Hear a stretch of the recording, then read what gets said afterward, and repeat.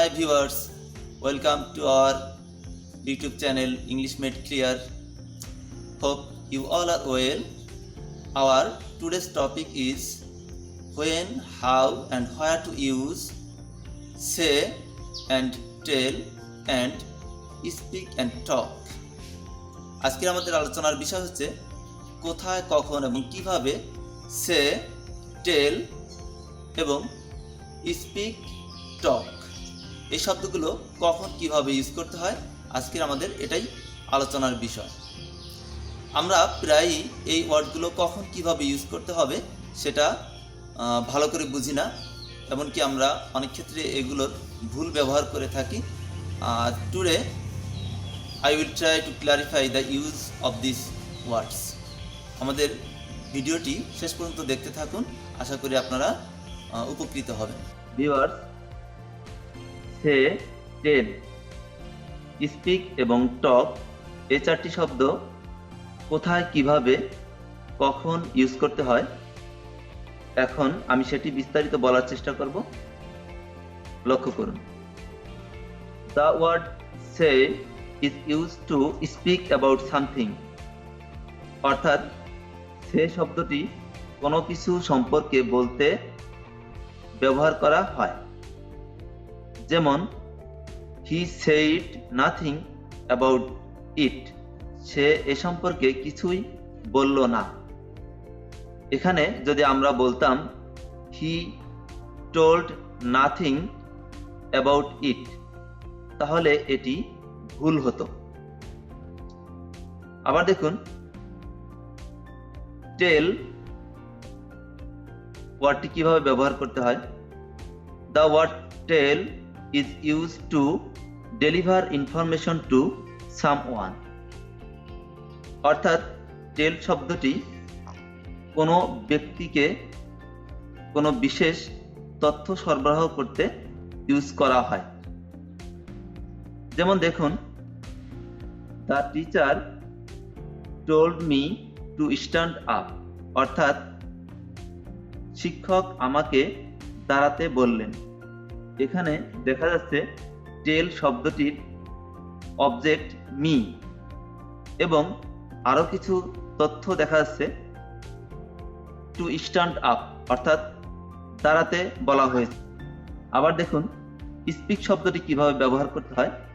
লক্ষ্য করুন, the word speak is use to exchange information about something, অর্থাৎ speak শব্দটি কারো সাথে কোনো তথ্য বিনিময় করার জন্য ব্যবহার করা হয়। যেমন I have spoken to the manager about it, অর্থাৎ আমি ম্যানেজারের সাথে এ ব্যাপারে কথা বলেছি। এই সেন্টেন্সে যদি আমরা স্পোকেন এর জায়গায় টকড বা টোল্ড এরকমটি বলতাম, তাহলে এটিও ভুল হতো। তাছাড়া ইয়েস এবং নো বলার ক্ষেত্রেও সে এই ওয়ার্ডটি ব্যবহার করা হয়। যেমন they asked me if I was looking for work and I said yes, অর্থাৎ তারা আমাকে জিজ্ঞাসা করলো আমি কোনো চাকরি খুঁজছি কিনা বা কাজ খুঁজছি কিনা এবং আমি হ্যাঁ বললাম। ভিউয়ার্স, লক্ষ্য করুন, এখানে I said yes, এখানে said এর জায়গায় যদি আমরা told কিংবা স্পোক কিংবা টকড এই ধরনের ওয়ার্ড সিলেক্ট করতাম, তাহলে এটিও ভুল হতো। অর্থাৎ ইয়েস এবং নো এরকম কথা বলার আগে, অর্থাৎ ইয়েস এবং নো এই দুটি ওয়ার্ডের আগে সে এই ওয়ার্ডটি ব্যবহার করতে হয়। We should remember say focuses on the words someone said, অর্থাৎ কোনো ব্যক্তি কি কথা বলল এটা প্রকাশ করতে সে ব্যবহার করা হয়। But tell focuses more on the content or message of what someone said, কিন্তু টেল প্রকাশ করা হয়, কিন্তু টেল দ্বারা প্রকাশ করা হয় কোনো ব্যক্তি কি বলল সে বিষয়টি, অর্থাৎ কোনো ব্যক্তি কি বলল অর্থাৎ কোন বিষয়ে কথা বলল, সেক্ষেত্রে টেল শব্দটা ব্যবহার করা হয়। আমাদের মনে রাখতে হবে সে শব্দটি অর্থাৎ সে এই ভার্বটি যখন ইউজ করব আমরা, তখন এর সাথে সাধারণত টু ব্যবহার করা হয়। আমরা যদি স্ট্রাকচার বলি তাহলে এরকমটি হবে, say plus to plus object. যেমন লক্ষ্য করুন, I said to my elder brother to give me some money, অর্থাৎ আমি আমার বড় ভাইকে আমাকে কিছু টাকা দিতে বললাম। এখানে লক্ষ্য করুন, সেড এই ভার্বের সাথে টু নেওয়া হয়েছে এবং তারপরে একটি পার্সোনাল অবজেক্ট নেওয়া হয়েছে, অর্থাৎ ডাইরেক্ট অবজেক্ট নেওয়া হয়েছে। আবার লক্ষ্য করুন টেল শব্দটি কিভাবে ব্যবহার করা হয়। আমাদের মনে রাখতে হবে টেল এই ভার্বের সাথে কখনো টু ব্যবহার করা হয় না, অর্থাৎ টেল এর পরে সরাসরি অবজেক্ট চলে আসে।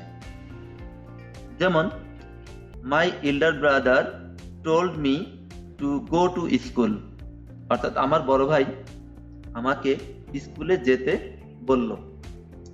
এখানে দেখা যাচ্ছে টেল এর পরে কোনো প্রিপোজিশন আসেনি, অর্থাৎ টেলের পরে সরাসরি ডিরেক্ট অবজেক্ট চলে এসেছে। আমাদের মনে রাখতে হবে ডিরেক্ট স্পিচে রিপোর্টিং ভার্ব হিসেবে সাধারণত সে ব্যবহার করা হয়। যেমন she said I will not attend your birthday party, অর্থাৎ সে বলল আমি তোমার জন্মদিন অনুষ্ঠানে যাব না বা যেতে পারবো না। এখানে লক্ষ্য করুন রিপোর্টিং ভার্ব she said, এখানে যদি আমরা said এর জায়গায় told বলতাম তাহলে এটা একরকম ভুল হতো, এটা স্ট্যান্ডার্ড ইউজ না। আমরা রিপোর্টিং ভার্বে সবসময় said বলবো। আবার দেখুন এই রিপোর্টিং ভার্বটি আমরা অন্যভাবে বলতে পারি, সেটা টেল ব্যবহার করে। লক্ষ্য করুন she told me that she would not attend my birthday party, সে আমাকে বলল যে সে আমার জন্মদিন অনুষ্ঠানে আসবে না বা আসতে পারবে না। এখানে আমরা লক্ষ্য করি সেইডের জায়গায় আমরা যখন টোল্ড দিয়েছি তখন টোল্ডের পরে সরাসরি অবজেক্ট মি চলে এসেছে। আমাদের মনে রাখতে হবে রিপোর্টিং ভার্বে যখন আমরা সেইড ব্যবহার করব বা সে ব্যবহার করব তখন আমরা অবজেক্ট নাও আনতে পারি।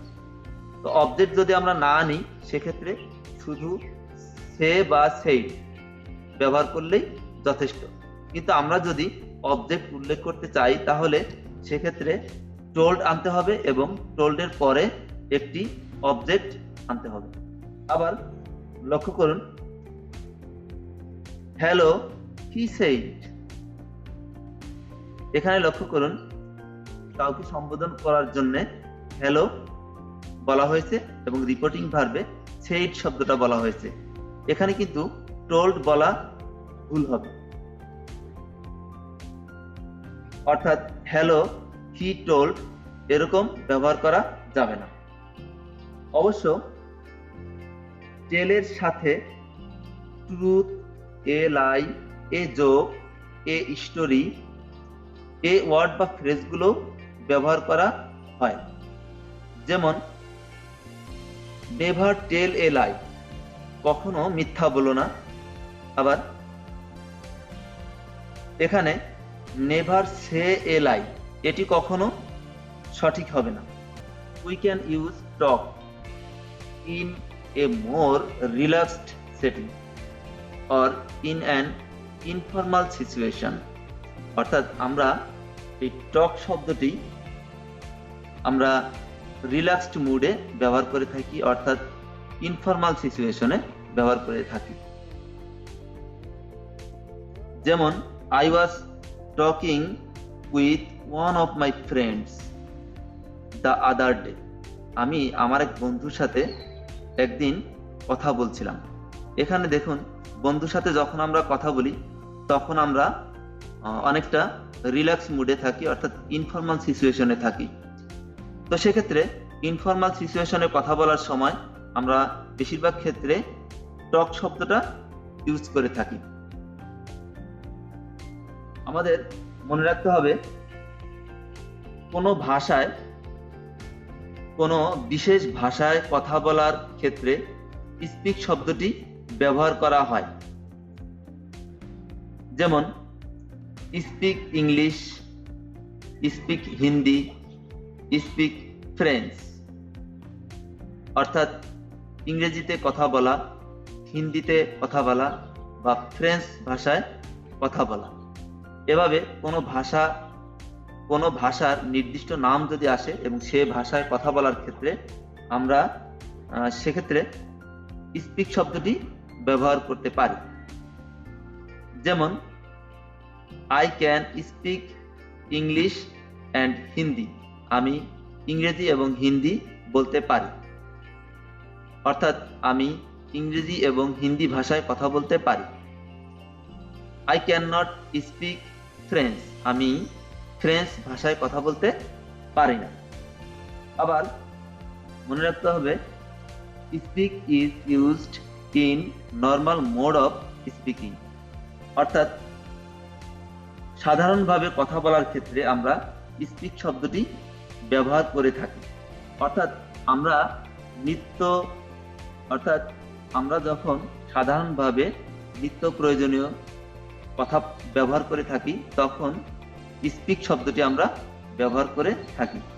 টেল is usually used with a direct or an indirect object, অর্থাৎ টেল শব্দটি সাধারণত একটি ডিরেক্ট বা একটি ইনডিরেক্ট অবজেক্ট সহকারে ব্যবহার করা হয়, যেটি ইতিমধ্যে আমরা বলেছি।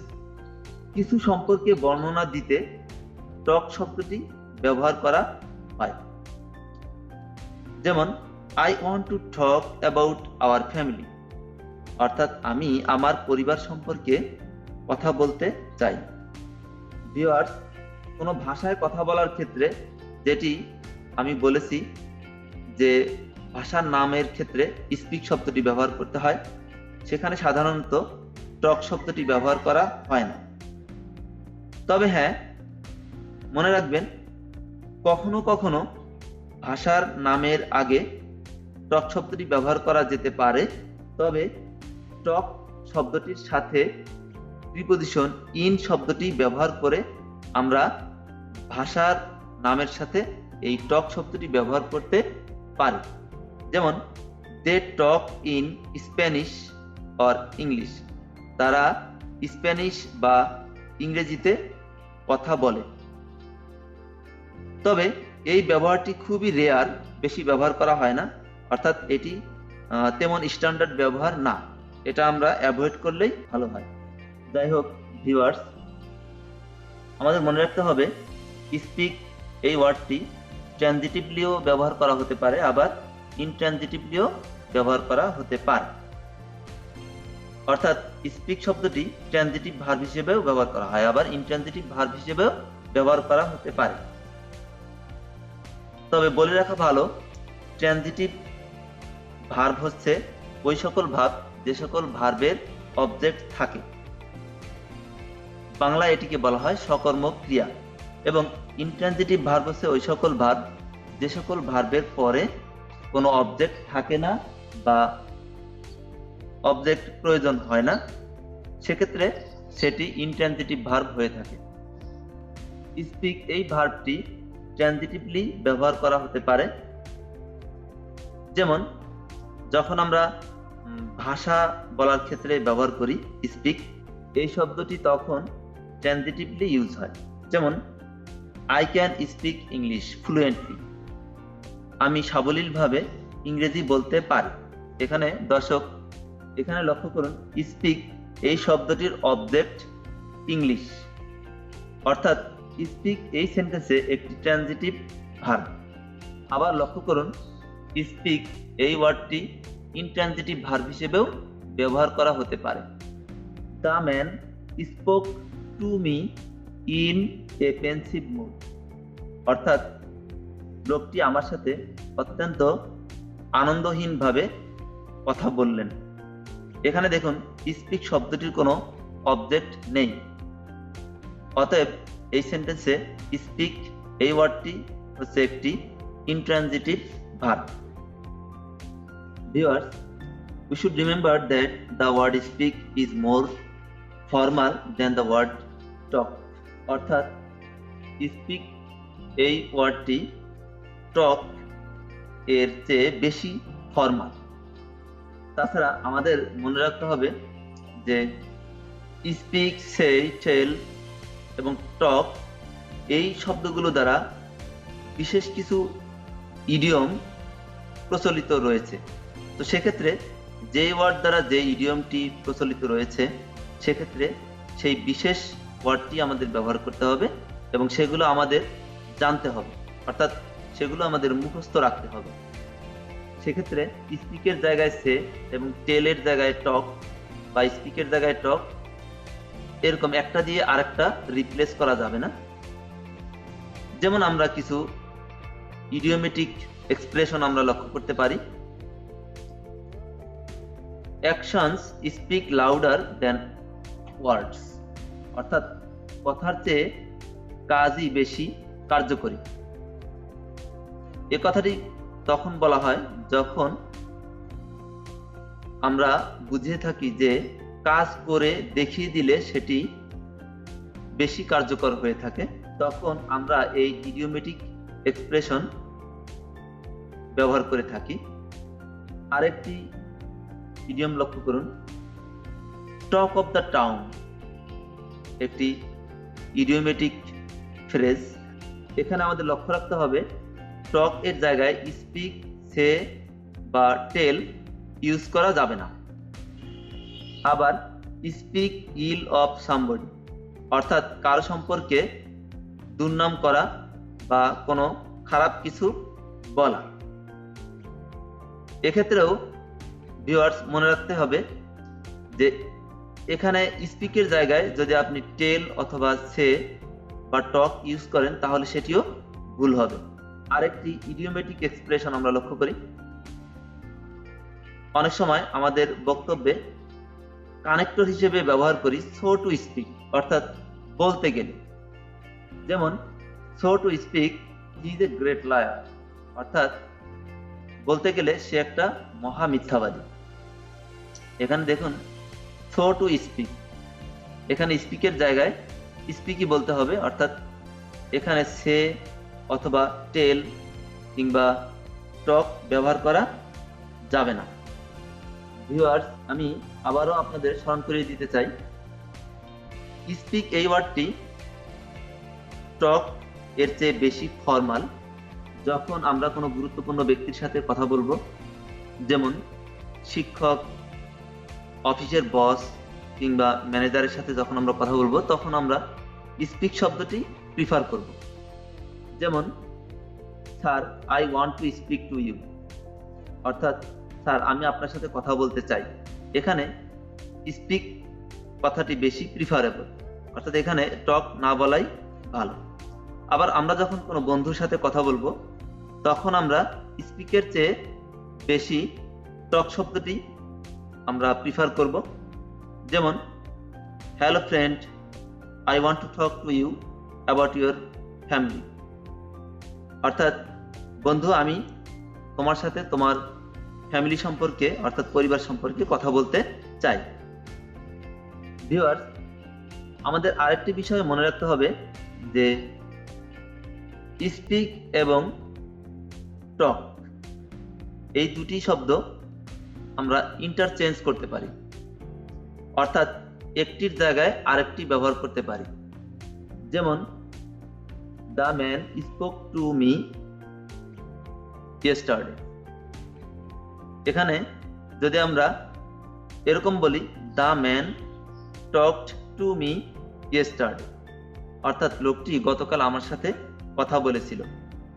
এখানে লক্ষ্য করুন, স্পিকের জায়গায় যদি আমরা টক বলি তাও হবে, আবার টকের জায়গায় যদি স্পিক বলি সেটিও সঠিক হবে। তো ভিউয়ার্স, আশা করি আপনি আজকের আলোচনা দ্বারা উপকৃত হয়েছেন এবং যেটি আমি বোঝাতে চেয়েছি ভালো করেই বুঝেছেন, এবং এগুলো ব্যক্তিগতভাবে চর্চা করলে আপনি আরো ভালো বুঝতে পারবেন। আজকের ভিডিওটি এ পর্যন্তই, আজকের আলোচনা এ পর্যন্তই। ভিউয়ার্স, আমাদের ভিডিওটি ভালো লাগলে লাইক, কমেন্ট এবং শেয়ার দিবেন, এবং এখনো যদি আমাদের চ্যানেলটি সাবস্ক্রাইব করে না থাকেন তাহলে প্লিজ এখনই সাবস্ক্রাইব করুন, আর যদি সাবস্ক্রাইব করে থাকেন তাহলে আপনাকে অসংখ্য ধন্যবাদ। ভালো থাকবেন।